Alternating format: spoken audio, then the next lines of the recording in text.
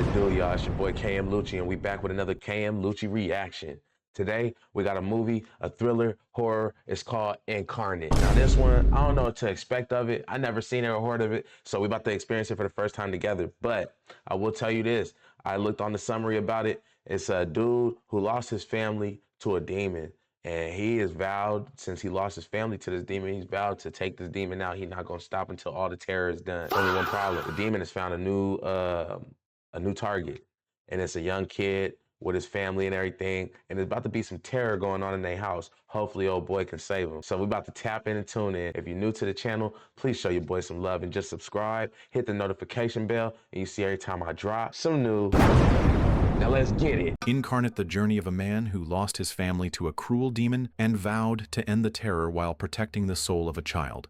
The film begins by showing a woman named Lindsay who has just finished shopping with her son, Cameron. At this point, they only live together because Lindsay's husband, Dan, has recently divorced her. Lindsay separated from Dan because he was always drunk and often committed violence against her and Cameron. The abuse Dan did even once caused Cameron's arm to be broken. Because of that, Lindsay filed for divorce. When Lindsay and Cameron were about to enter the house, Cameron saw a strange man talking to himself across the street.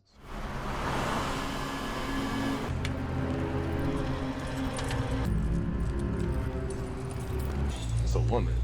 At home, Lindsay received several phone calls from Dan asking about Cameron's condition. However, since Lindsay was deeply hurt by Dan, she did not allow him to meet Cameron. At night, when Cameron was about to sleep, he heard a strange sound coming from the living room.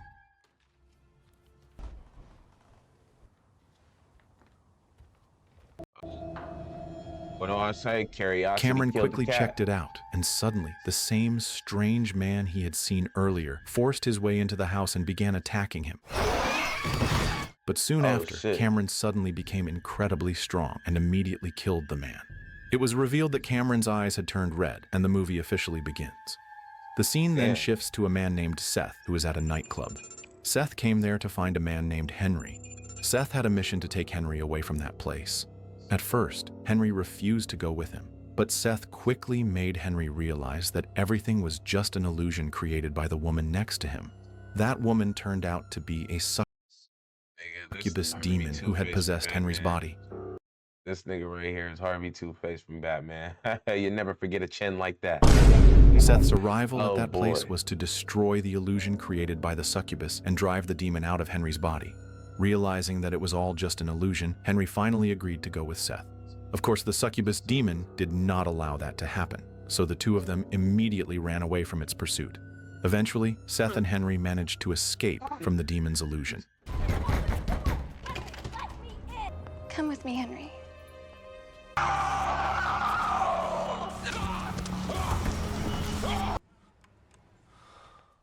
After that incident, Seth and Henry returned to the real world.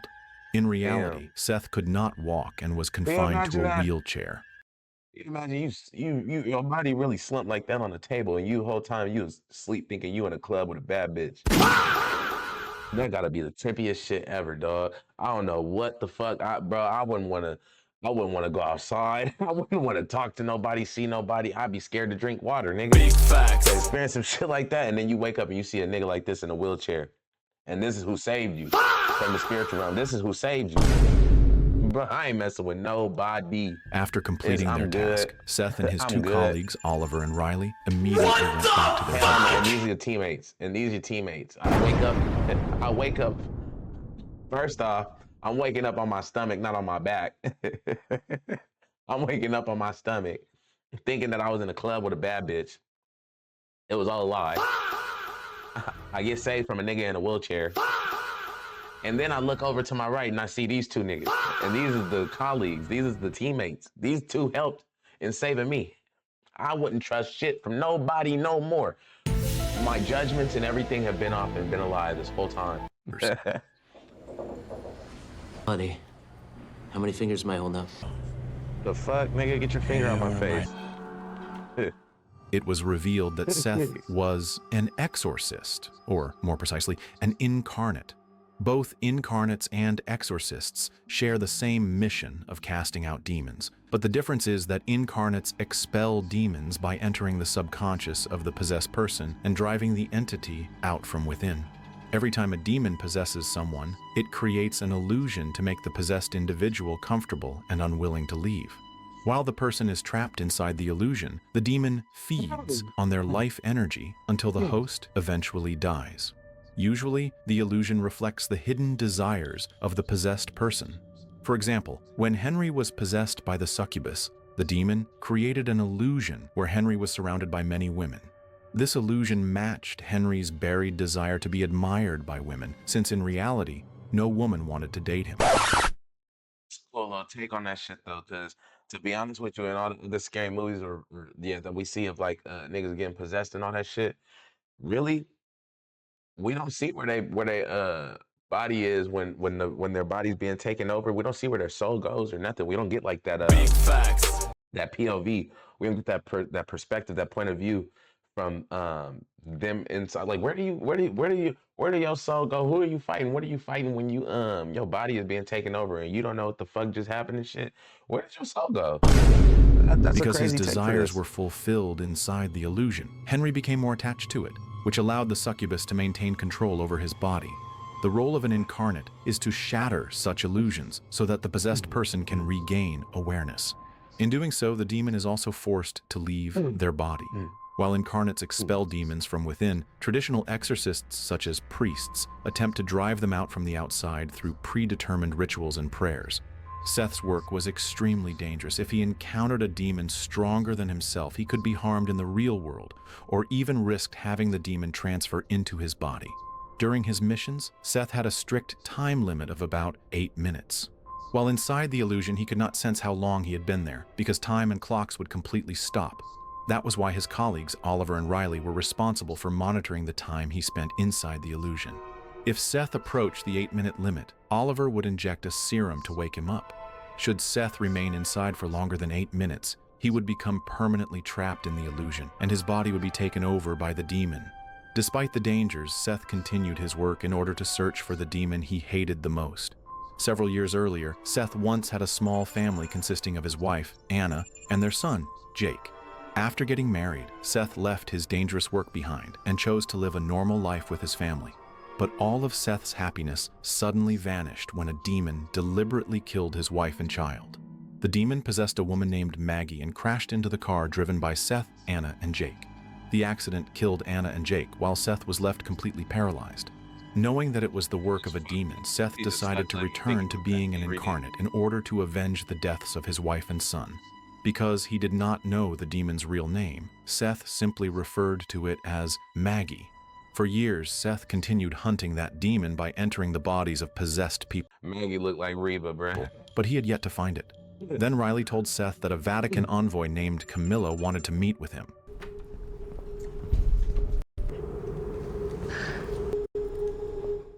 Seth immediately went to see her. Camilla explained that she had come to ask for his help.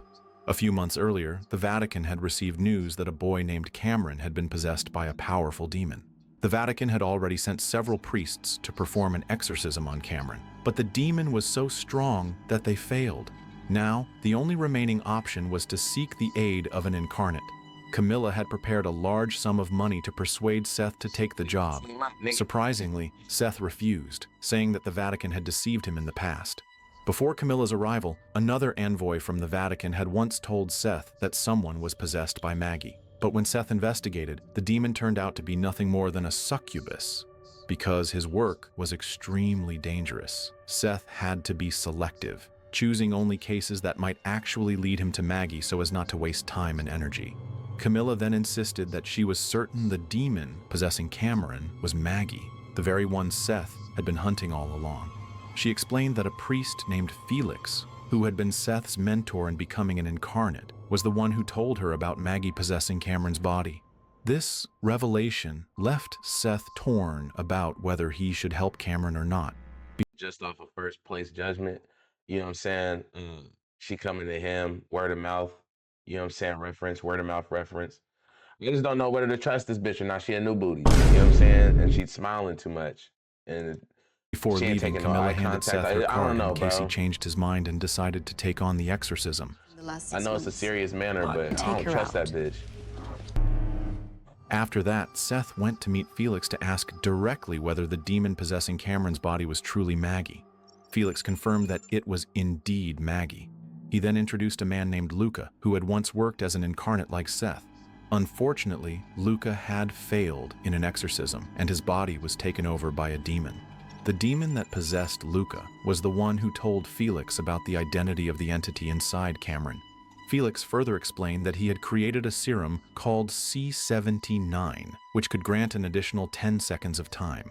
The serum was made from Luca's blood sample. It would be especially useful in dire situations. For instance, if Seth remained inside a demon's illusion for the full 8 minutes and was about to be possessed. With the serum, he would gain an extra 10 seconds to control his body, even though the demon had already entered him. During those 10 seconds, Seth could choose to commit suicide, ensuring that the demon perished with him. Felix urged Seth to take the serum in case he needed it, but Seth refused, saying he did not. There's no other way to put this. Like, you're gonna go to hell. So it's like, you can save this guy, but if you fail and the demon comes into your body, you can kill yourself before it goes out to anyone else or you cause any harm to anybody, because there's no saving you after that. When you die, nigga, that demon finna grab a hold of your soul, bro. You're going to hell.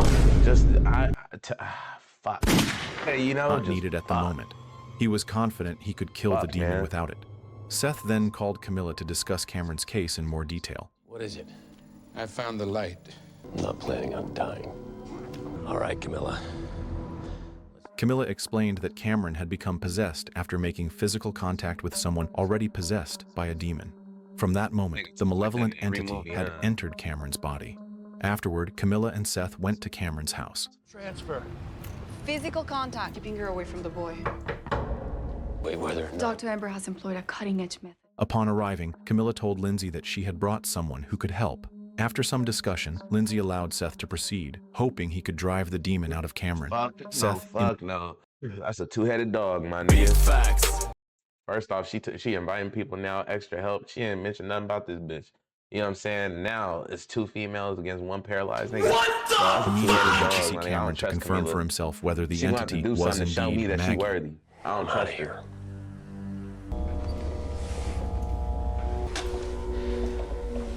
Sure enough, the moment Seth confronted him, the demon possessing Cameron instantly recognized who he was, and even recalled killing Seth's family.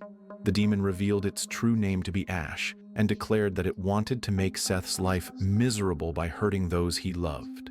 Damn, what the fuck is this? Pokemon? They make a little nigga that look like the nigga if he put a hat on. He look just like Ash too. Pikachu, I choose you. Oh, face ass. Convinced Man, at what? last that this was My name Maggie, is Seth Ash. quickly called Oliver and Riley, ordering them to come to Cameron's house with the necessary equipment for the incarnate Yeah, that little boy look process. evil. Oliver and Riley quickly prepared all the necessary equipment. That little nigga was definitely black possessed by streaks in something. Cameron? Skin Cameron's pale. subconscious.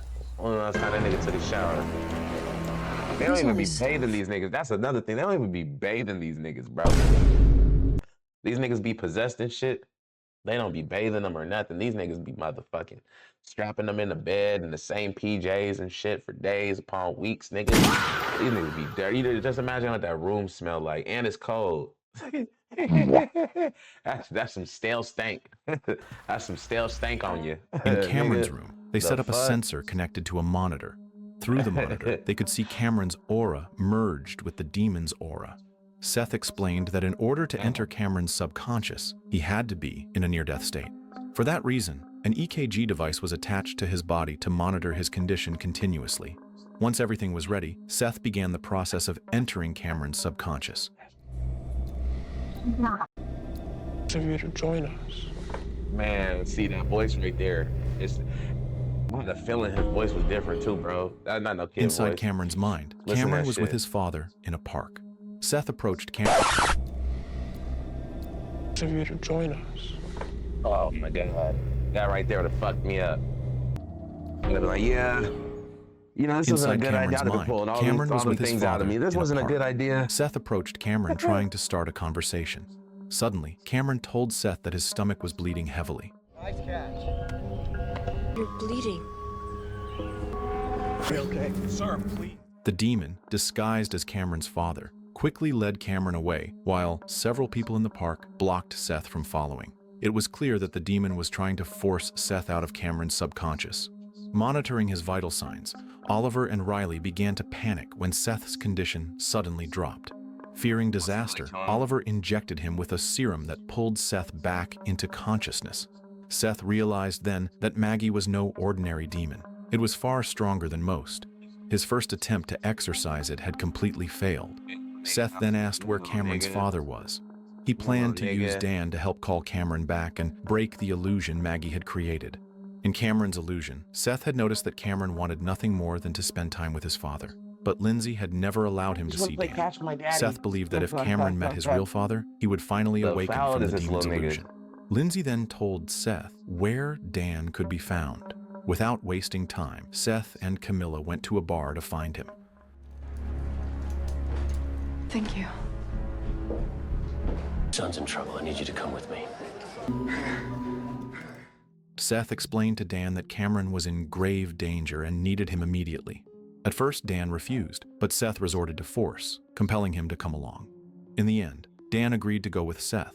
When they arrived at Cameron's house, Dan was shocked to see his son's dreadful condition.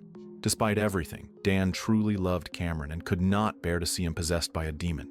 Seth then asked Dan to call Cameron's name and share a memory that only the two of them knew. Before entering the room, Seth reminded Dan not to touch Cameron, as Maggie could transfer into his body. Dan then entered Cameron's room and began calling out his name, apologizing for everything he had done to him. That nigga's a drunk, bro. It's so weak. Big facts. But he finna touch that nigga. Watch. He finna fall for everything that demon got placed for him. Dad? Every trick. Cameron awoke from the illusion and told his father that he forgave him. Cameron also said that he loved Dan deeply. Just as Dan was about to express his love in return, the demon Maggie suddenly took control of Cameron's body and brutally killed Dan. Can we go to the park again? He said don't touch him, bro. Oh my God. The police soon arrived to remove Dan's corpse. Terrified by how easily the demon had killed him, Lindsay grew even more fearful. Afterward, Lindsay asked Seth to explain why he was helping Cameron. Seth revealed the story of his small family who had been murdered by Maggie. He admitted that his true reason for coming was not simply to help Cameron, but to finally defeat Maggie. Hearing his tragic past, Lindsay felt pity for him. While they were all trying to think of another way to save Cameron, Riley delivered grim news. The demon had begun consuming Cameron's life energy. If it continued, Cameron's life would soon be in danger. He had only about 2 hours left to survive. Stop being nice and shit, nigga. In a few hours, that nigga gonna die. Realizing this, Seth rushed to see Felix. His plan was to ask Felix to perform an external exorcism while Seth attacked the demon from within. But when he arrived, Felix's place was in chaos. Seth searched for him and eventually found Felix unconscious. When Felix woke, he explained that he had attempted to take another blood sample from Luca, but Luca went berserk and caused destruction everywhere. As Seth was about to leave, he suddenly realized that Felix himself had been possessed. The demon inside forced Seth to kill Felix by slashing his throat. After Felix's death, Seth took the C-79 serum, knowing he would need it.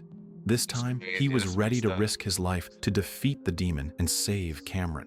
Cameron reminded Seth of his own son, and because of that, Seth had no hesitation in laying down his life for him. Seth then returned to Cameron's house. Before entering Cameron's subconscious, he asked Lindsay to give him something meaningful to Cameron. Lindsay handed him a ring, an item Cameron always carried to bed, making it deeply precious to him. Seth then instructed Oliver to inject the C-79 serum once the 8-minute limit had passed. The serum would grant him just enough extra time to commit suicide and take the demon down with him. Seth prepared himself and entered Cameron's subconscious once more. He living for it, nigga. He wanted to die with this shit. You're going to hell, bro. Crazy story, crazy story. Inside, Cameron and Dan were enjoying themselves at a carnival. Seth approached and told Cameron that the man beside him was not his real father, but a demon. Everything Cameron was experiencing there was nothing more than an illusion. Seth explained that his body was currently possessed by Maggie, who was disguising itself as Dan. At first, Cameron didn't believe him until the false Dan's eyes suddenly turned pitch black. Only then did Cameron realize Seth was telling the truth, and he chose to go with him. To speed their escape, Seth asked Cameron his favorite color. When Cameron said blue, a bright blue door suddenly appeared. As Cameron rushed toward it, the false Dan attacked Seth, and the door refused to open. Forced into battle, Seth fought the demon. Go through the door, Cameron, now!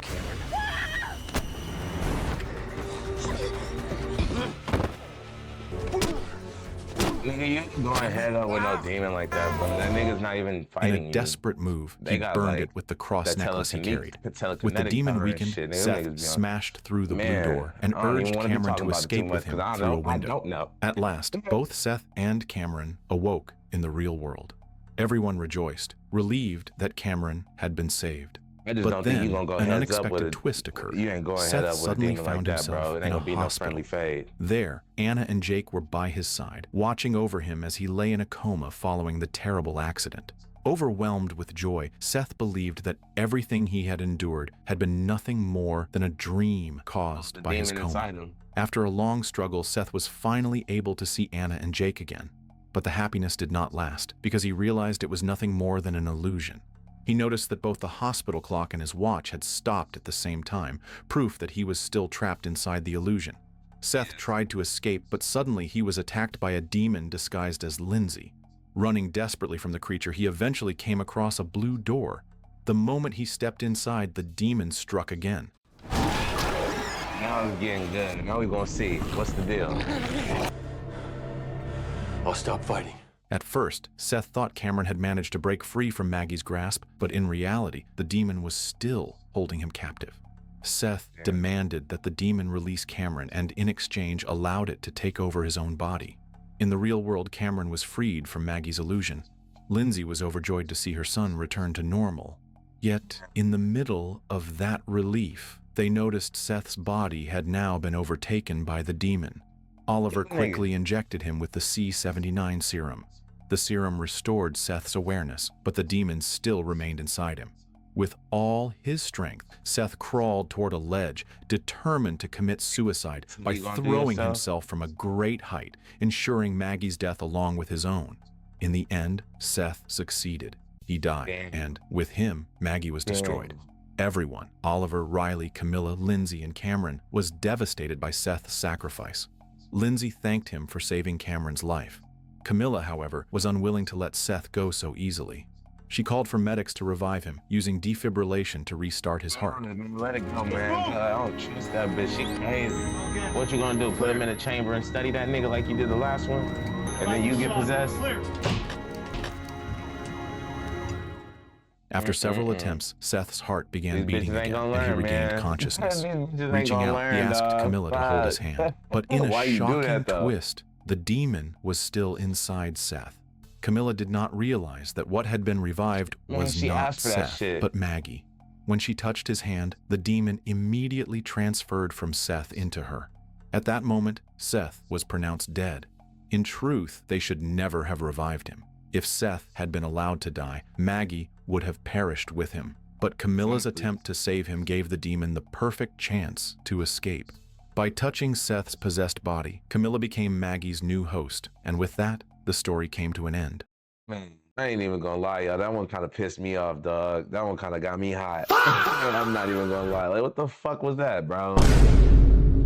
Let the nigga, the plan was for him to die with the demon in him, so the demon couldn't live no more, nigga. You gonna go, yeah, revive him, we can save him. Nah, bitch, he's gone. It's a done data. You feel me? I didn't like that.